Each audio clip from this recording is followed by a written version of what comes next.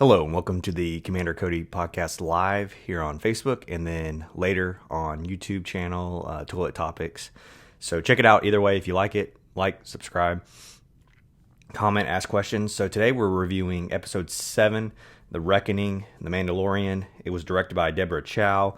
She also did episode 3, which was one of my favorite episodes of the season so far. And she's also doing the Obi-Wan Kenobi show. And supposedly she's supposed to be directing all those episodes. So first initial thoughts, one of my favorite episodes of the season. Let's kind of get into the kind of summary. So we have Grief Karga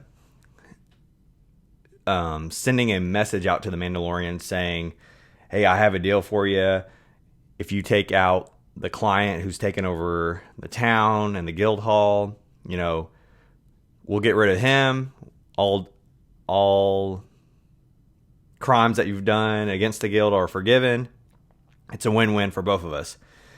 The Mandalorian kind of thinks about it, and then he starts to gather his team. And I really like this sequence because we get to go back. We get to see Quill, the Nick Nolte Ugnaught character. He goes back and gets Cara Dune. We see that IG-11 is back. Quill reprogrammed him. I loved all that stuff. It felt very like, okay, each of these individual episodes that there was kind of a little bit of connection, but now we kind of have it coming full circle. Characters that we see in episode 1 and 2 are meeting other characters that we met later in the season. So overall, it was just a really cool thing that I enjoyed of the gathering of the team. It felt very natural. It didn't feel forced like you see in some other properties like DC when they try to just shove in the Justice League. Like, oh, you should care about these characters even though you've only seen them for one movie. So I really enjoy how they did that and how they built the world and then connected everyone. So I really like that. We head back to the planet Navarro. Grief Karga meets them with a few other bounty hunters. They agree to, hey, let's go camp out by the river.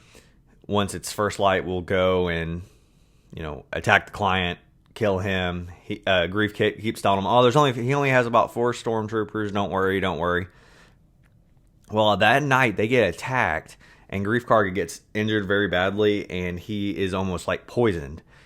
And Cara Dune kind of does a med pack. No one else has one, but Baby Yoda kind of walks up, does this thing, and finally, Mandalorian at first is like, hey, get him away, But the Nick Nolte character, hey, let's see what he can do. And then he puts his hand on Grief. He heals him.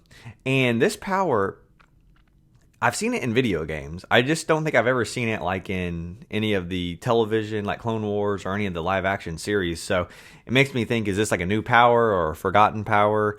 It's very interesting because Baby Yoda is all on instinct. So it's not like he's had any formal training.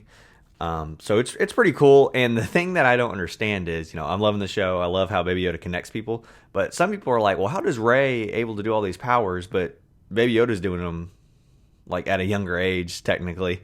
If they can live up to 900 years, then Rey would be doing it. So it's just kind of interesting how people's perspective, just because of where the pack or how the character is presented, him doing powers is fine. But if it's, a human female, people have a problem with. So I don't know. It's just kind of interesting how people's thought process, and maybe they'll think about it differently now that they're seeing Baby Yoda do all these kind of crazy things that we've never seen before.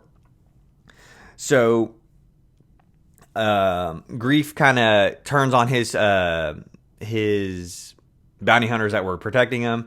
He kind of comes to the comment of like, hey, I was going to just kill you and then turn you in. That was the original plan. But since, Baby Yoda healed me, I, changed my mind and, we should work together. So they decide to work together. Their plan is to kind of cuff the Mando and then walk him to the client and pretty much say, hey, we captured him. Here's the baby in the little float pod.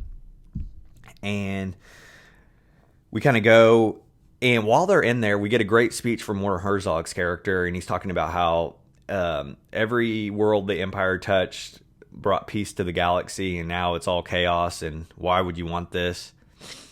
And then right before Werner Herzog's like, hey, open the little floaty baby manger, he gets a holo call from Moff Gideon, who's played by the same gentleman who played like on Breaking Bad, Gus, the Chicken Man.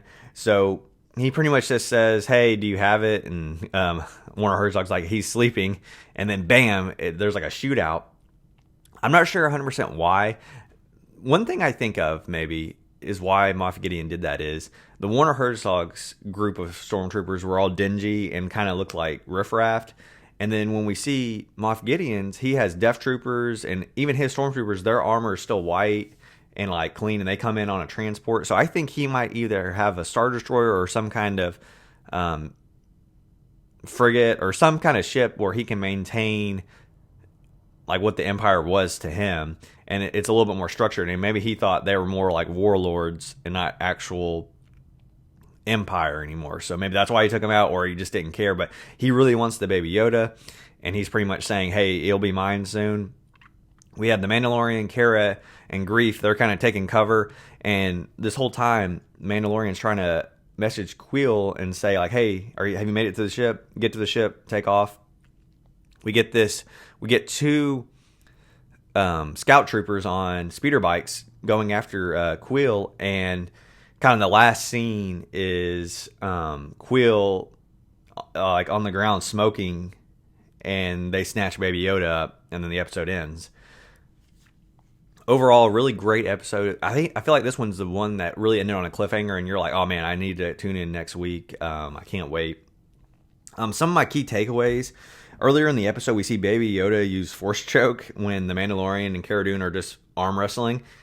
Because Baby Yoda is like all instinct right now. So if he sees the Mandalorian getting attacked, he's going to try to defend him. And it's kind of interesting that, Force Choke is usually a dark side power. So it's very like, hey, we need someone training this kid because it can go either way depending on, attachment and, letting your anger get the best of you. So I felt that was very interesting. Not only have we seen him do like light side powers, but dark side powers. Like I said earlier, I love the team up aspect. Didn't feel forced. And then the big cliffhanger, just, it's the very first cliffhanger I felt through the season that I'm like, man, that's it. I need the next episode. Hurry. So we have one episode left. I think it should air next week, and then episode 9 tomorrow. So you'll be getting my first reactions to that tomorrow. But overall, a great episode. Deborah Chow is proving to be one of the best Star Wars directors, and I can't wait to see her Obi-Wan Kenobi series. So please tell me what you think. Like, subscribe, check it out on my YouTube channel if you can't check it out on YouTube. But until next time, peace out.